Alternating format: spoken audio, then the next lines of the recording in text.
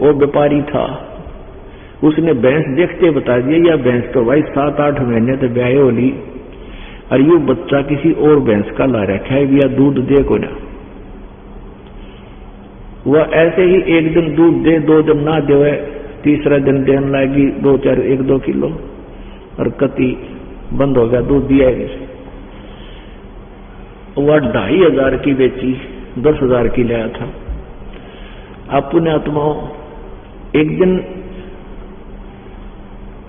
वो क्या बता रहा था, बोला जी मैं एक वर्ष के बाद साइकिल पर चला आऊं था, और एक 4 व्हीलर में 2 भैंस थी, बढ़िया भैंस, और वो एक्सीडेंट होकर दोनों मर गई।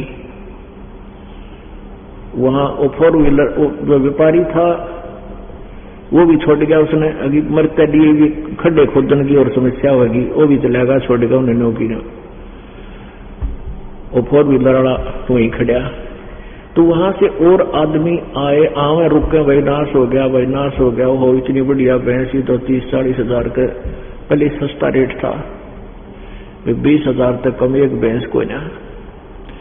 वो कह रहा जी मैं भी साइकिल रोक कर खड़ा हो गया, भाई क्यों करके हुआ, किसकी भैंस थी, कौन था? तो उसने बताया कि ऐसे ऐसे वो व्यक्ति था, और उसको वो जानता था कि मेले में उसी से मैंने वो भैंस ली थी। वो व्यापारी की फिर 2 भैंस मर गई कठिए, उसने 10,000 उसका टोटा करा बेचारे का, उसका 40,000 का हो गया। पुण्यात्माओं, ये कति पल्ला गांठ ला लियो, आज नहीं तो 10 दिन पाछे आपने जब किसी के साथ धोखा किया है तो आपके साथ अवश्य होगा। परमात्मा का विधान बदल नहीं सकता। हाँ, अब परमात्मा ठीक है, अनजाने में जो आपसे गलतियां हो चुकी हैं, आप उपदेश लीजिए भगवान का, आगे गलती ना करियो। और जब आप भक्ति करने लगोगे ना इस मार्ग में, आपको वो बातें याद आएंगी कि मैंने उसके साथ ऐसा जुल्म किया था, मैंने उसके साथ ऐसी गलती की थी, और आप परमात्मा से पश्चाताप करोगे। तो आपके उस पश्चाताप से, क्योंकि ये भक्ति कर रहे हो आप, और उसके प्रति हमदर्दी होगी कि मैंने घनी गलती की, तो आपने जो उसके साथ किया हुआ था वो गड़बड़, आपकी भक्ति से ऑटोमेटिकली परमात्मा उसको लाभ देगा थोड़ा सा। आपका थोड़ा सा जाएगा और उसको बड़ा लाभ होगा। अर्थात आपका और उसका जो टिट फॉर टैट का जो सिस्टम था वो खत्म करके उसको भी लाभ देगा दाता, और आपका भी पीछा छुटवा देगा। आप वो आपस में जो तुम्हारे आपको जो हानि होनी थी वो नहीं हो पाएगी जब आप पूर्ण परमात्मा से उपदेश ले लोगे।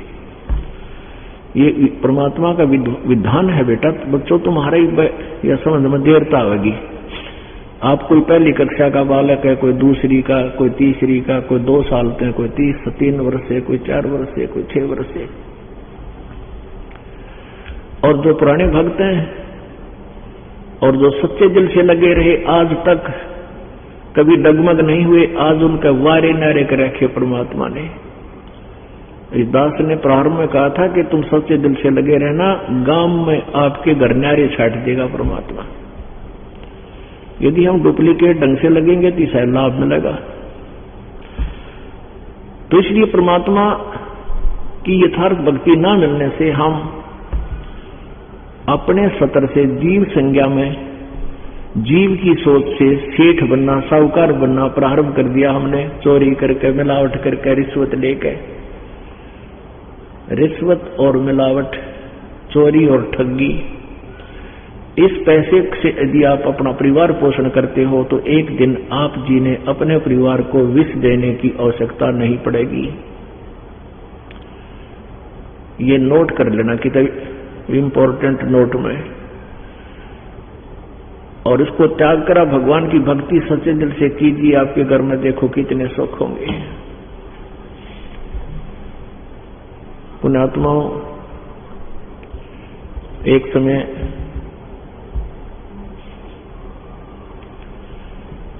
परमात्मा स्वयं आए हुए थे, परमेश्वर कबीर जी बनारस में, काशी में।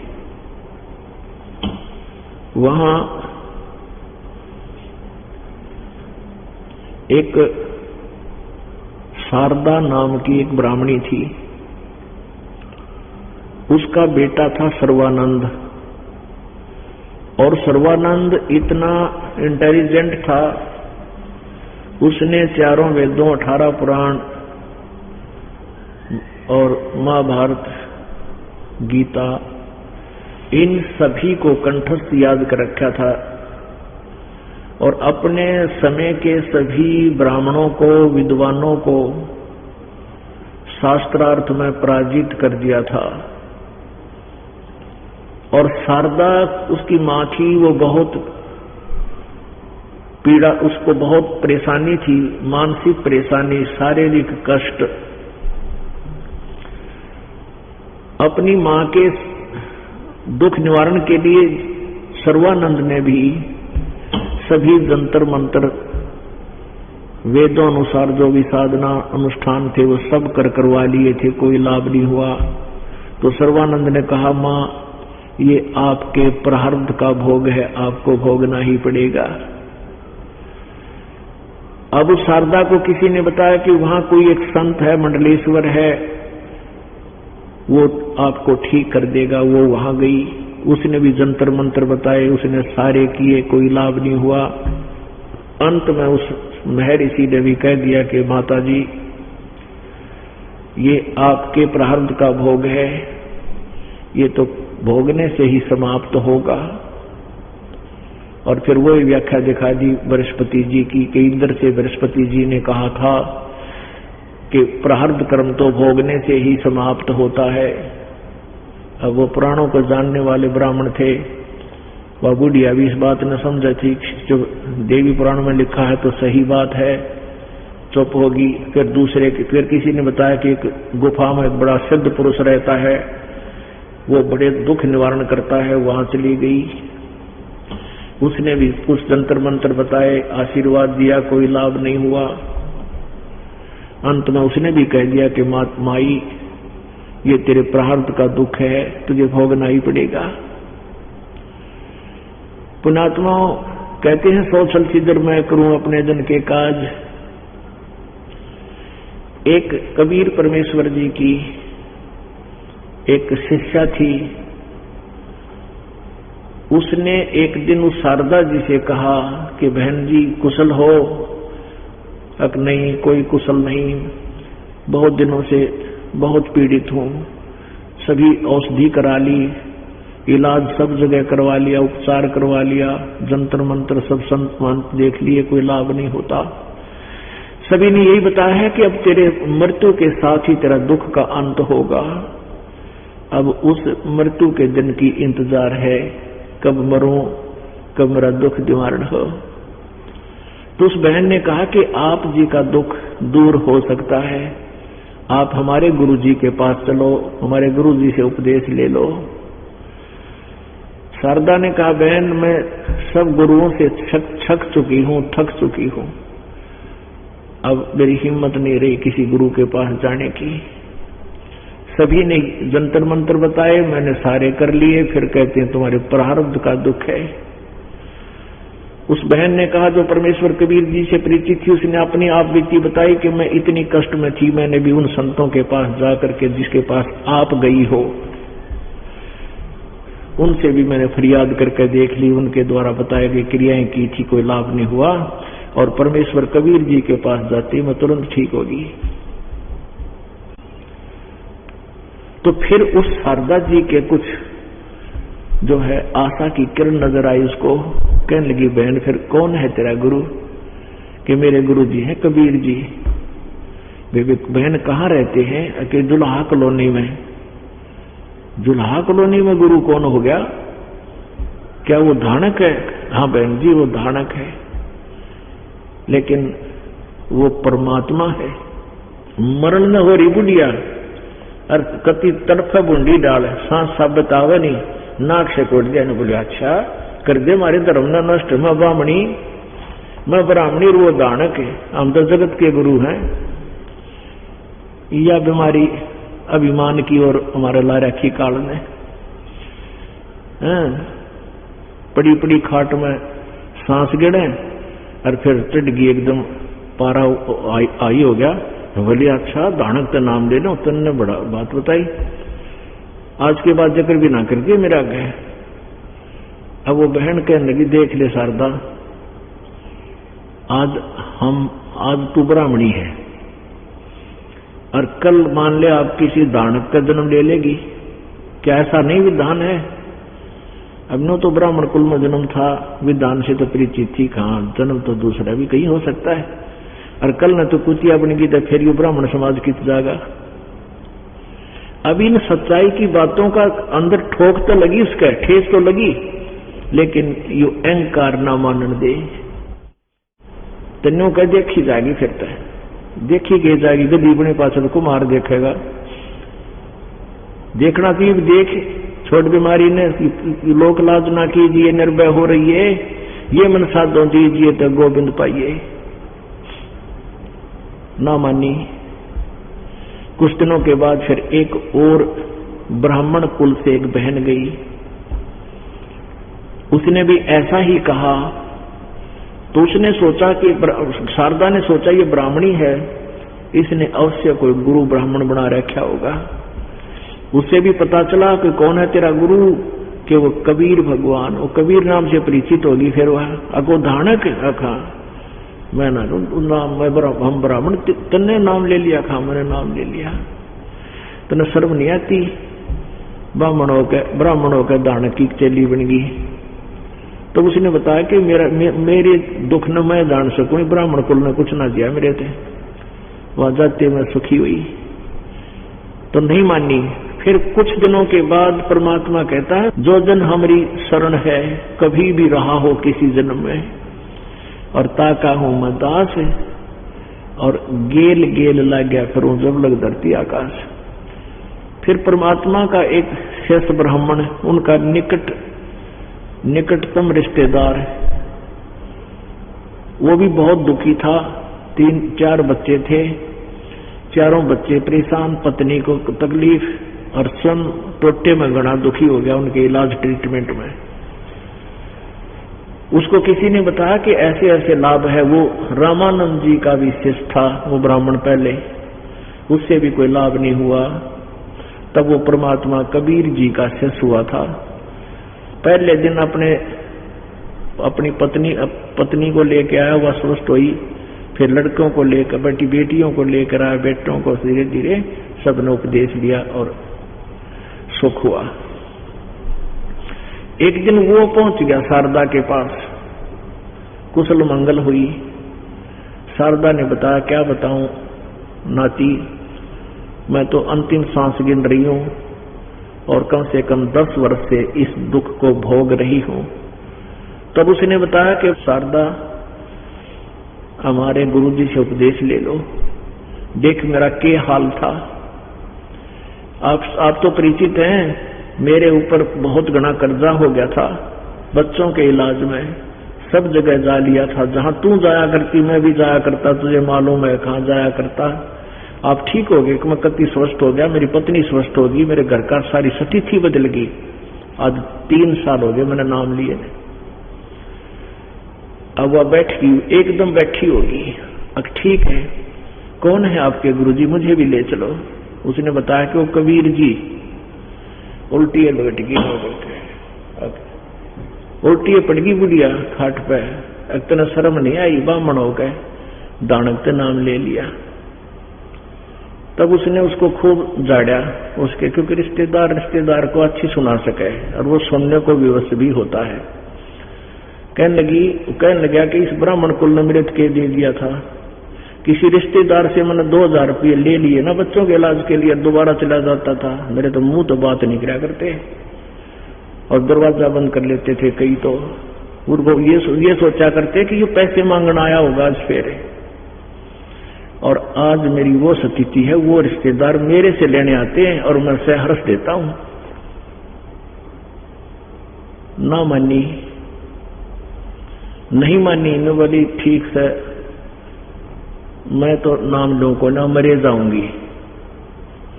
वो बोला मरता जाओगी, इसमें के एहसान है, ये तो मरिए पड़ी है और मर के जाओगी तो। और आगे की बनेगी तेरा कित कुतिया बनी अंडेगी, वो भी दुख मिटेगा इस भगवान के दरबार में। ने बोली मैं तो कुतिया ही बन जाऊंगी। तो इसे कर्महीन हो जाते हैं हम, या लोक लाज की बाढ़ या जाति प्रथा की बाढ़ हमारे सियाड़ आदि काल में दीवार खींच रखी है, मजहब की, जाति की। इन सभी मर्यादाओं को तोड़ने के लिए परमात्मा आए थे कि तुम एक हो, अलग नहीं हो। सब व्यवस्था बता रखी है ग्रंथ साहब में, कभी समय आने पर बताएंगे डिटेल से। अभी तो ये ज्ञान को सुचारू करने के लिए एक मेन से पॉइंट आपको बताए जाते हैं ताकि आप भगवान को पहचान सके। अब वह सोच रही है कि भाई सचमुच यू आदमी तो इतना दुखी था, मैं तो इसका पासिंग भी कोई ना, मैं तो अकेली दुखी, इसका सारा परिवार इतना कष्ट में था। ये जहां मैं जाती थी वहीं जाता था, आगे पाया करता, बैठा रोया करता था। आज ये ठीक हो गया। फिर वह अड़जक में बामणी और वो दानक ना ना ना कोई मन में 100 बार उठे इलोर सी, फिर यू काल दाग दे उल्टी। अब परमात्मा कहते हैं हम भी पक्के हाँ भाई, छोड़ा को ना। कुछ दिनों के बाद क्या हुआ कि उसी शारदा के पड़ोस में किसी गरीब के घर पे सत्संग था, और वो सत्संग जिसका हो रहा था वो आस पड़ोस में न्योता दिया करते, इनविटेशन देते हैं कि हमारा आइयो सत्संग होगा। तो वह बहन गई उसके घर पे, कुशल मंगल पूछा शारदा के घर। तो शारदा ने कहा बहन मैं तो बहुत दुखी हो रही हूं और 10 वर्ष से भोग रही हूं यहाँ पर, ऐसे ऐसे। उसने पूछा कोई इलाज नहीं करवाया? करवा लिया सारे। फिर उसने कहा कि हमारे यहाँ सत्संग होगा, आप सत्संग में आइएगा। कौन है तेरे गुरुजी? कौन आवेंगे? कि मेरे गुरुजी हैं बंदी छोड़ कबीर परमेश्वर जी। उन्होंने सोची चल ये सारे नौके हैं और यह भी बहुत दुखी थी, आज यह भी सुखी होगी। तो उसने क्या सोचा कि आज मौका लग गया, आज मैं वेश बदल कर जाऊंगी। ब्राह्मण लोग, ब्राह्मणी जो है पहले साड़ी बांधा करती सभी, और दूसरे जो वर्ग के हैं वो कोई धोती बांध लेती थी, कुछ दामन पहरा करती थी। इस तरह की वेशभूषाएं थोड़ा सा भिन्न थी। ये शनिवार टाइम नहीं था उस समय पहनावा। तो उसने सोचा भेष बना के नोरा कैसा, और मैं जाऊंगी महाराज जी के पास। यदि मेरे सिर पर हाथ रखने से आशीर्वाद से मैं ठीक होगी तो पैर पकड़ लूंगी, ना तो उल्टी आ जाऊंगी, किसी ने को पहचाना भी ना होगा मेरे को।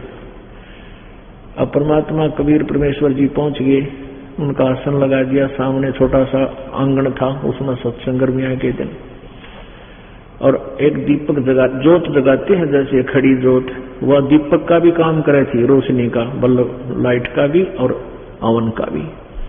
पहले लाइट नहीं हुआ करती, 600 साल पहले, 550 वर्ष पहले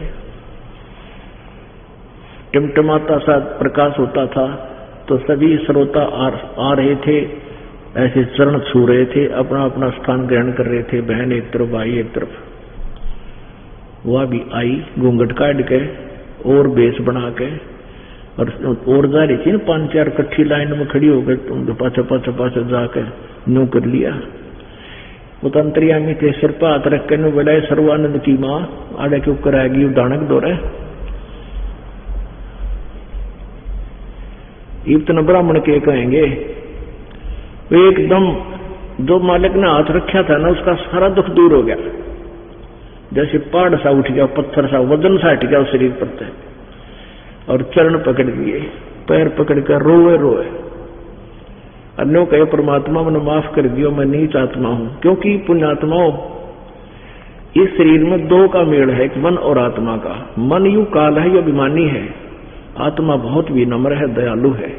और परमात्मा के सामने यू मन भाग जाता है, आत्मा रह जाती है। तो उसमें मन दुष्ट चला गया था, आत्मा रह गई थी। आत्मा सारी गलानी करती है, परम पिता मैंने आपको बहुत गलत शब्द कहे, मुझे क्षमा करना। परमात्मा बोले बेटी सत्संग सुन पहले, तो 5-6 बात करूंगा, टाइम को ना। और भगवान जो दुख मेरा किससे तो आराम नहीं हुआ, आपके आशीर्वाद से ठीक होगी मैं। और मैं यही सोच कर आई थी, आप तो सचमुच परमात्मा है। फिर मैं सत्संग सुना। अपने आत्माओं यही तरीका था परमात्मा कबीर जी का कि एक बार इसका वो प्रारब्ध रूप कर्म रूपी कांटा निकाल दूं, फिर इसका नो विश्वास हो जा कि यहां है कुछ। पहले तो नहीं होगा कि है कुछ, और फिर पाओगा सब कुछ। अब क्या है, जैसे यहां भी भक्त आते हैं और परमात्मा सहारा देता है, सुख देता है, तो फिर वो दोबारा फिर कहा जाता है कि महीने में अवश्य आना है। फिर तो महीना छोड़ 15वें दिन आने लग जाते हैं। उनको इतना सुख देता है मालिक, तो उनको सुख होते ही वो आते हैं। आते हैं तो ज्ञान भी सुनेंगे, ज्ञान सुनेंगे तो फिर भगवान का विधान से परिचित हो जाएंगे। तो सुख कुछ ऐसे सुख हैं जो हम मांगते हैं और परमात्मा देना हमें नहीं चाहता, और आपको ज्ञान नहीं है, और वो सुख जो परमात्मा नहीं चाहता आपको आगे जाके हानि हो और वो आपको ना मिला, तो आप चाहे कितने सुख दे लिए हो, कितना लाभ दे दिया हो, एक ना हो इस प्राणी को, जब वो ढीला कर देगा। और साथ में ये ज्ञान इसलिए आपको सुना जा रहा है कि आप फिर डगमग नहीं होगे। आप डिमांड कुछ कर रहे होगे, भगवान नहीं देना चाह रहा होगा आपके हित में, तो फिर आप इस ज्ञान के आधार से डगमग नहीं हो सकते। तो इसलिए ज्ञान सुनाना घना जरूरी है। तो उसने ज्ञान सुना, ब्रह्मा विष्णु महेश का विधान सुना। पहले तो चेंगरा हुआ, जो दुख ना होता तो उसका ऊपर है, अरे सुख हो गया। वह जो भी परमात्मा बतावा सारी सच्ची बातें कहा जी ने। मैं तो सारे धक्के खा लिए थे, विष्णु पूज लिया था, शंकर जी पूज लिए थे, विष्णु जी, सारे देवता, दुर्गा की तो मैं कट्टी पुजारन थी। अब पुण्यात्माओं, आज वह स्थिति आपकी है। आप जी सब जगह धक्के खा चुके हो और कितना रात नहीं मिली। यह आत्य सुख होगा, पर होगा किसको? जो कति एक रस होकर लाग जाएगा बीच में, मन में कोई दोष ना रखे। तो ऐसे उसका कोई दोष रहा नहीं, कति सुखी होगी। अब उसने सोचा, ये मेरा बेटा इन वेदों को सिर पर धरे अंडा है, इसमें तो भगवान का मंत्र कोई ना, एक ओम नाम है तो काल तक का है। तो उसने अपने बेटे से कोशिश की कई बार समझाने की कि बेटा तू नाम ले ले, इसने छोड़ दे। नो कहना माँ आप तो बका ली कबीर ने, वो के जाने उतन पड़ आदमी है, तंबूरे लेकर गावे है, उसके पास क्या है माता जी कि तो जिक्र ना करिए ना मेरी बेइज्जती हो जाएगी। अब माँ ने सोची ठीक सके वो कौन इस डांग करते। तो एक दिन उसने क्या किया, सर्वानंद में सोची, मैंने सभी अपने अब समकालीन सभी विद्वानों को, ब्राह्मणों को शास्त्रार्थ में पराजित कर दिया, और मैं अपनी मां से अपना नाम सर्वजीत रखाऊंगा, सर्वजीत। और सर्वजीत से सभी जान जाएंगे, कहने की जरूरत ना पड़े कि मैं किस लिए सर्वजीत हूं, सबको हरा दिया मैंने, सब तो विजयी हूं। उसने अपनी मां से प्रार्थना रखी, अपनी मां के सामने कि मां मेरा नाम सर्वजीत रख दो। उसकी मां बोली बेटा सर्वानंद के मुंडा नाम है, ये कौन सा बुरा नाम है, बहुत अच्छा बेटा। अक नहीं माता जी, मैंने ना सारे विद्वानों को पराजित कर दिया शास्त्रार्थ में, अध्यात्म ज्ञान में, इसलिए मैं चाहता हूं कि मेरा नाम ऐसा रखे मेरी मां के सभी को बिना बताए पता लग जाए कि ये हो सर्वजीत, जिसने सब महात्माओं को, संतों को पराजित कर दिया। उसकी मां बोली बेटा तू यदि मेरे से सर्वजीत नाम रखवाना चाहता है तो एक विद्वान को और पराजित कर दे। अब कौन है मां? वो कि कबीर भगवान मेरे, उस कबीर परमात्मा जी को तू पराजित करा बेटा, और लिखवा के लाइए कि दे, वैसे आज मैं नहीं मानूंगी, और अंगूठा हो, गवाह हो उसके साथ में। अब ठीक है माता जी, अभी गया अभी आया। दोपहर का समय, जून का महीना, गर्मी के दिन, वो क्या करता था, बैल के ऊपर जैसे गधे पर बोरा डाला थैला, ऐसे एक थैला डालता था, उसमें चारों वेद, 18 पुराण, महाभारत, गीता, और ये सारे शास्त्र रखा करता, उपनिषद। वो दर का सारा साजबाज और चल पड़ा जुलाहों की कॉलोनी में। कबीर परमेश्वर के यहाँ एक मुंह बोली बेटी थी उनकी, जो एक शेख तकी पीर की बेटी कब्र में से निकाल कर जीवित की थी, हजारों आदमियों के सामने। 12-13 साल की लड़की थी। तब वो परमेश्वर कबीर जी के साथ रहने लगी थी बेटी के रूप में। उसने कह दिया था कि अब मुझे अपना असली पिता मिल गया। तो वो लड़की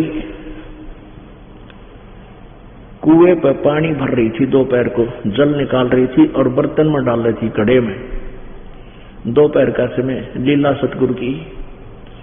अब वो ब्राह्मण जब जुलाहों की कॉलोनी में आया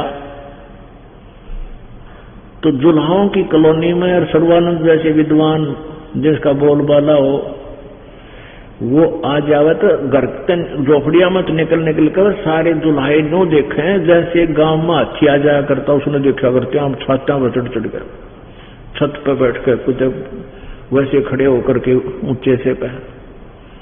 तो ऐसे देख रहे सभी बाहर निकले, ये कौन ब्राह्मण आ रहा है, कहाँ जा रहा है, किसके जाएगा। उधर से परमात्मा ने इसी दया करी, उस ब्राह्मण ने सर्वानंद को इतनी प्यास लगा दी कि 2 मिनट जल ना मिले तो मर जा, प्राण निकल जा उसकी। और वो उधर से पहुंचा था कुएं पर, किसी लड़की से पूछूंगा कबीर का घर। तो उसने कहा ये लड़की जल्दी पानी पिला बेटी, प्यास जान निकलने वाली है मेरी। लड़की ने बाल्टी पानी निकाल रही थी, वो न्यू का न्यू ले महाराज जी पी लो। और सर्वानंद ने ऐसे करके वो पेट भर लिया। जब उसकी प्यास बुझ ली, जान बच गई। जब नो देखा कोई किसी ने देखते नहीं लिया, मैंने दानका का पानी पी लिया। वो देखो सारे देखे, वो चौगर गए। अपनी इज्जत बचाने के लिए नो कहे लड़की ये कौन जाति का कुआं है। उसने कहा महाराज जी जुलाहों की कॉलोनी में तो जुलाहों का कुआं होगा, बामणा का तो कोई नहीं, जुलाहों का है। लड़की तूने पहले क्यों नहीं बताया, मेरे से धानकों का कुआं है। लड़की बोली कि तेरा पेट भर गया, जहां तो बकवाद भावा तने पहले पूछा कौन तने किसका है। जब तो मर गया बेटी पानी पिला, पहले पूछ लेता मैं कि जबान ना थी मेरा, पहले बता दूं।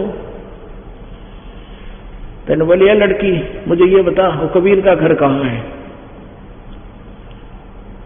कबीर का घर कहाँ है, क्या करेगा। अक मैंने उससे कुछ बात करनी है। तो कहने लगी आ जाओ मेरे साथ साथ, मैं कबीर जी की बेटी हूं। लड़की वो मटका उठा के पानी का आगे आगे, सर्वानंद वो बैल लेकर पीछे पीछे। लड़की थोड़ी स्पीड पे चल पड़ी। पिताजी ने चौकस कर दूं कोई सिर मगज मारन आवे आपके साथ। अंदर जाते ही उसने कहा पिताजी एक ब्राह्मण आवे और पूरा थैला भर रहा है, बैल के ऊपर सारे शास्त्र ले रहा है, आप तो नहीं गए, कुछ बात करनी है मैंने। परमात्मा बोले आन दे बेटा, अपनी कौन सी बैटरी खर्च हो है, मार लेगा मगज, बोल लेगा, कर लेगा जो कहेगा, मानेगा तो इसका भला, ना मानेगा तो इसका बुरा होना ही है।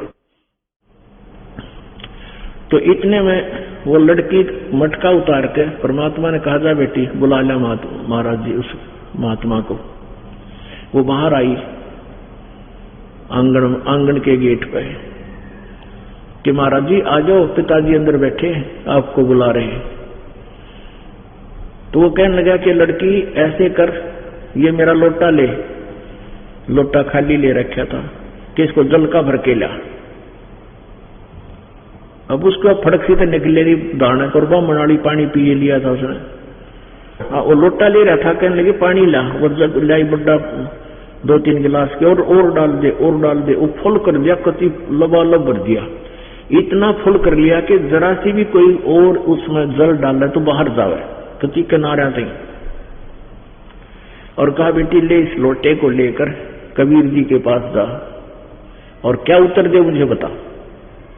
वह लड़की धीरे धीरे धीरे धीरे लेकर गई और कहा पिताजी ये ब्राह्मण तो अंदर तो आया नहीं और ये ऐसे ऐसे कहा है। कबीर जी ने एक मोटी सुई थी बड्डी, वो डाल दी उस लोटे में और कहा बेटी जा, उल्टा दिया और कह दिया ये उत्तर दे दिया। वह लड़की धीरे धीरे लेकर आई, कहा ले ब्राह्मण ये लोटा पकड़ तेरा। क्या उत्तर दिया कबीर ने? कबीर जी ने क्या उत्तर दिया? लड़की बोली जी उत्तर कुछ नहीं दिया, इसमें सुई डाल दी, देखिए इसके अंदर है। तब वो अंदर गया और इतनी दूरी पर खड़ा हो गया, बैठ तो कहने लगा कबीर तने क्या उत्तर दिया मेरे प्रश्न का? परमात्मा ने कहा कि तेरा प्रश्न क्या था? मेरा प्रश्न ये है कि मैंने अपनी मां से अपना नाम बदलवाना है। मैं सर्वानंद नाम है मेरा, मैंने सभी विद्वानों को शास्त्रार्थ में पराजित कर दिया है। मैं अपनी मां से सर्वाजीत नाम रखवाना चाहता हूं। मेरी मां ने एक कंडीशन रखी, एक शर्त रख दी कि मैं आपके साथ शास्त्रार्थ करके आपको पराजित कर दूंगा तो मेरी मां मेरा नाम सर्वाजीत रखेगी। मैं तेरे से शास्त्रार्थ करने आया हूं और ये लोटा मुझे तेरे पास देने का, पानी से भरकर भेजने का मेरा ये प्रश्न था कि मेरे साथ वाद विवाद करना व्यर्थ होगा तेरा। मैं ज्ञान से ऐसे परिपक्व हूं, इतना फुल अप हूं कि इस लोटे में पानी पूरा भरा हुआ, इसमें और जल डालोगे तब बाहर जाएगा, इसमें समावेगा नहीं। मैंने इसलिए ये लोटा भरवा के तेरे पास भेजा पानी का। तेरा क्या उत्तर है? मेरा ये उत्तर है, कबीर जी कहने लगे, मेरा ज्ञान ऐसा वजनदार है जैसे मैंने यह सुई इसमें डाली है, यह सुई तेरे लोटे के तली में पहुंच गई, पानी बाहर निकल गया। मेरा ऐसा वजनदार ज्ञान है जो तेरा सारा पानी अंदर तू भर जाइए अड़ंगा, ये बाहर होगा। मेरा ज्ञान तेरे अंदर ऐसे जगह बनाओगा जैसे सुई ने बना दी। फिर वो आकड़ गया, अच्छा कर शास्त्रार्थ, प्रश्न करो। अब वहां सारे जुला इकट्ठे हो गए। आकाश क्या होगा इनका? क्योंकि कबीर जी पहले चर्चित थे। अरे खास बात हो, अगर पुण्यात्माओं जिस कुल में या किसी गांव में, नगर में यदि कोई परमात्मा होती है, श्रेष्ठ आत्मा महात्मा होते हैं, तो उस क्षेत्र के आसपास के लोग उसमें अवगुण ही देखा करते हैं, गुण तो दूर वाले ही ढूंढा करते हैं। तो वो लोग नो सोचन थे कि यू घना नो कहे मैं सब न मेरा आगे कोई नहीं टकता। आज आ गए ब्राह्मण, आज इसके छक्के छुड़ा के जागा कबीर के। कॉलोनी आड़े खुश हो रहे। अब वहां बैठ गए कोई सैकड़ों की संख्या में स्त्री पुरुष शास्त्रार्थ सुनने के लिए। तो कबीर जी से कहा कि बोल क्या प्रश्न करता कर मैं उत्तर दूंगा। परमात्मा ने कहा कौन ब्रह्मा का पिता है, कौन विष्णु की मां, शंकर का दादा कौन है, सर्वानंद देव बता। और यहां सारे फेल बोला गया, फिर कर कहने लगा इसका कोई माता पिता नहीं, अजरो अमर है, सर्वेश्वर है, महेश्वर है, इनका कोई माता पिता नहीं। देख लो कॉलोनी वाले क्या बकता है ये। परमात्मा ने कहा मैंने आपसे ये प्रश्न किया है कि ब्रह्मा विष्णु महेश के माता पिता और इनके दादाजी कौन है, ये प्रश्न है मेरा। तो वो सर्वानंद कहता है मेरा उत्तर नहीं सुना तूने, इनके कोई माता पिता नहीं, अजन्मा है, ये अजरो अमर है, सर्वेश्वर है, महेश्वर है। तो परमेश्वर ने कहा सर्वानंद तू ब्राह्मण है, तेरे साथ सब ग्रंथ हैं और परमात्मा को साक्षी रख के पढ़ देवी भागवत 3रा स्कंद। आप देखिएगा पुण्यात्माओं, उसने वो तो साथ ले रहा था, फटाफट खोल ले और देखा वहां क्या पाया, देखिएगा। श्रीमद देवी भागवत गीता प्रेस गोरखपुर से प्रकाशित है। श्रीमद देवी भागवत सचित्र मोटा टाइप, केवल हिंदी। संपादक हनुमान प्रसाद पोदार, चिमनलाल गोस्वामी। गीता प्रेस गोरखपुर से प्रकाशित है।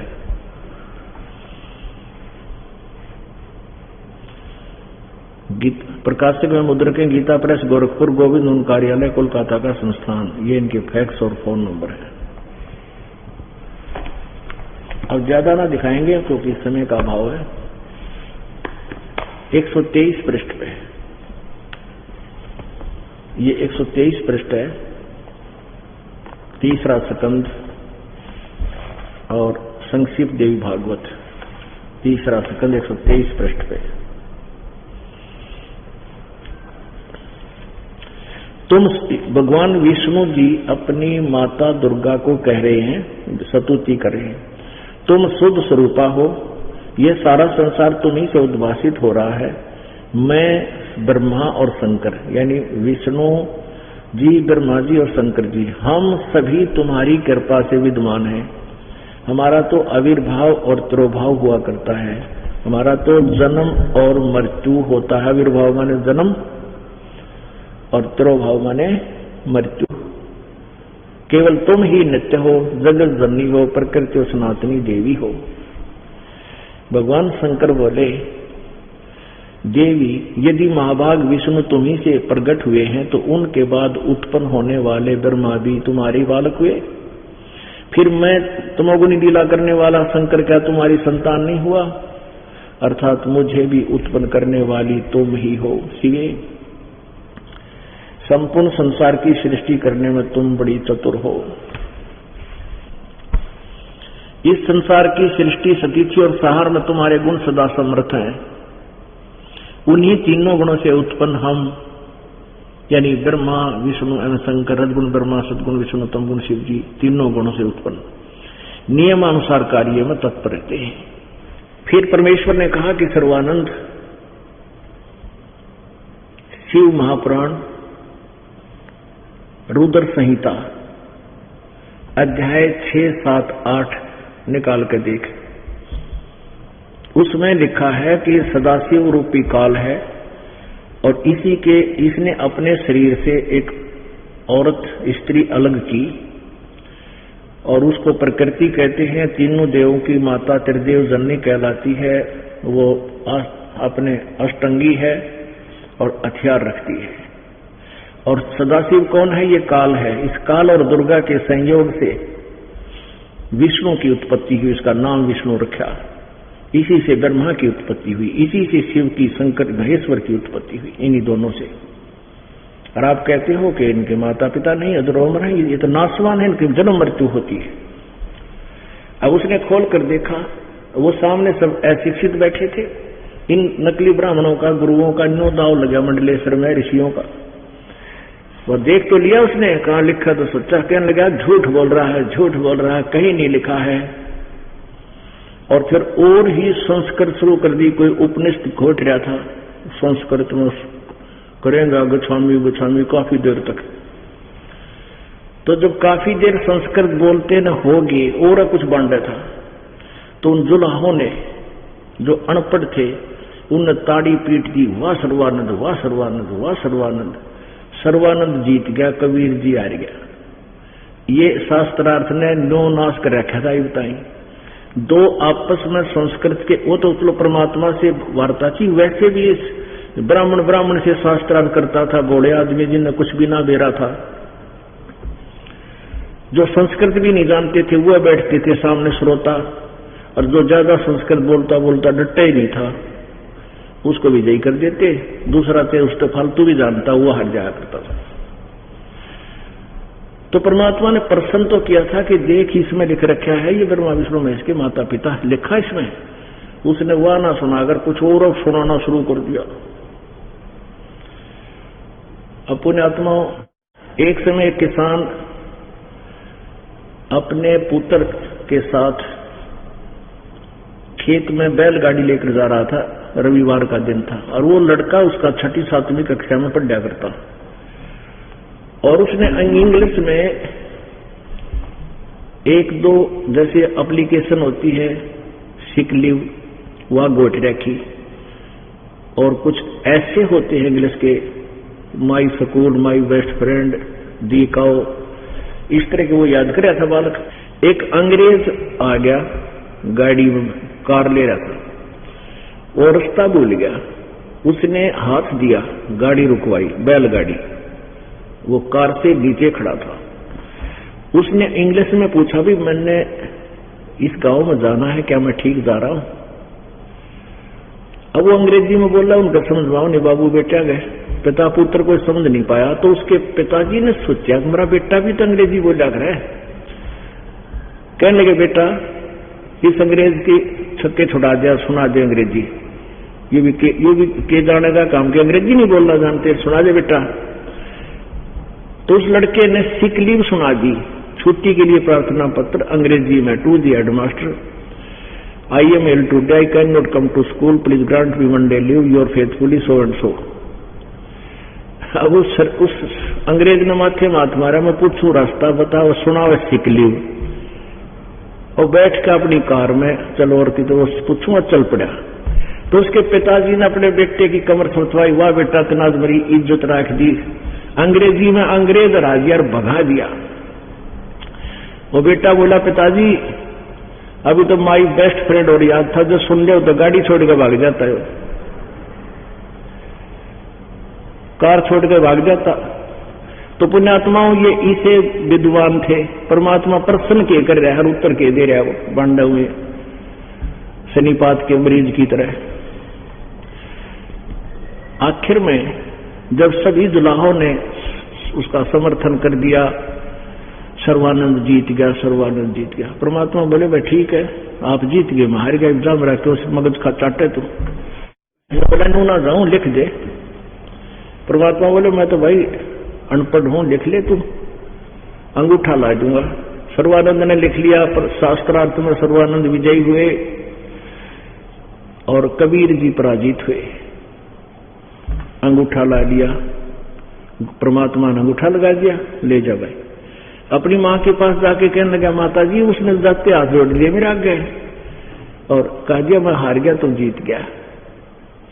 पर उसकी माँ बोली, भाई एक बार सुनाइए पढ़ कर, कुछ लाया लिखवा के? हाँ लिखवा के लाया। माँ मैं कच्चा काम नहीं करता। उसने पढ़कर सुनाने लगा, उसमें लिखा पाया कि शास्त्रार्थ में सर्वानंद हार गया, कबीर परमेश्वर जीत गया।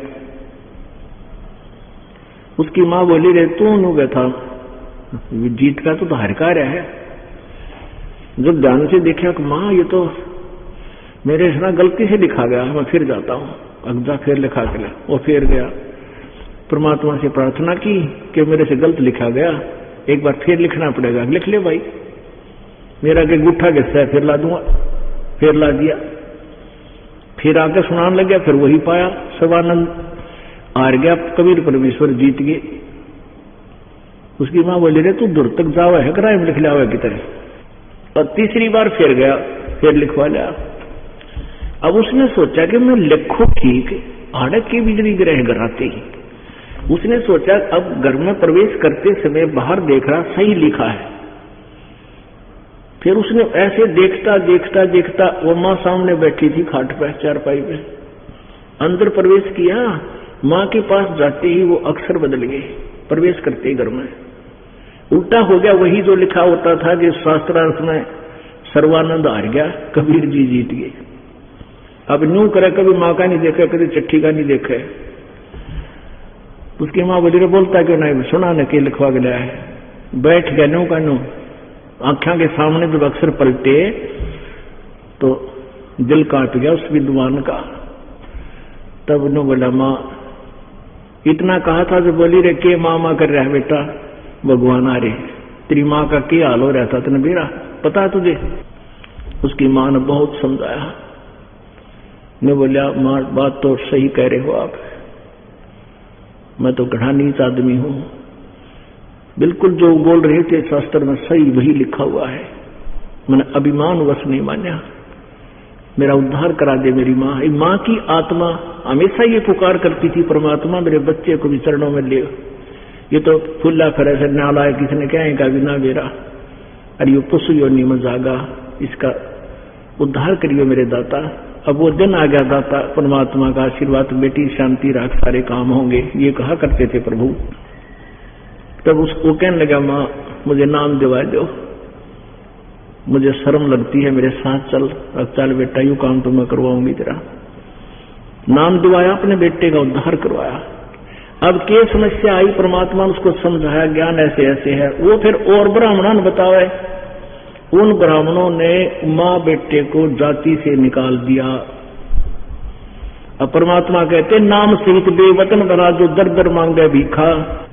ये नाम हो आपके पास और चाहे देश निकाला भी निकल मिल जा, नाम सहित बेवतन भला